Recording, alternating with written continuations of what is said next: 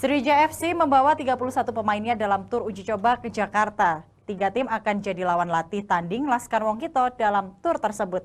Hal ini menjadi bagian persiapan Sriwijaya FC mengurangi kompetisi Liga 2 demi naik tahta ke Liga 1 musim depan. Sriwijaya FC membawa 31 pemainnya pada tur uji coba ke Jakarta. Hal itu sebagai salah satu persiapan Sriwijaya FC menghadapi Liga 2. Uji coba pertama Sriwijaya FC menghadapi Perserang, lalu kontra PSCS Cilacap, serta Persija Jakarta B. Listiadi, pelatih Sriwijaya FC, menegaskan membutuhkan uji coba tersebut agar timnya memiliki lawan tanding yang sepadan untuk mengukur hasil latihan.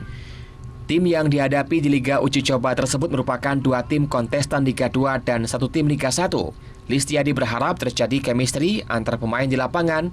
Malum saja, 80% pemain musim ini adalah rekrutan anyar Elang Andalas. Ya, mungkin agenda kita ke Jakarta melawan tim-tim Liga 2 atau Liga 1 yang cadangan mereka. Berapa hari kan?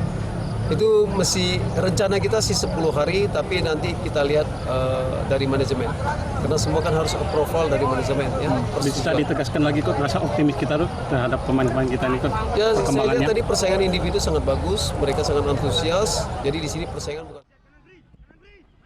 Uji coba tim ini diperkirakan selama 10 hari sehingga Sriwijaya FC siap bertanding pada kick-off 27 Agustus mendatang. Dari Palembang, Bambang Irawan, iNews melaporkan.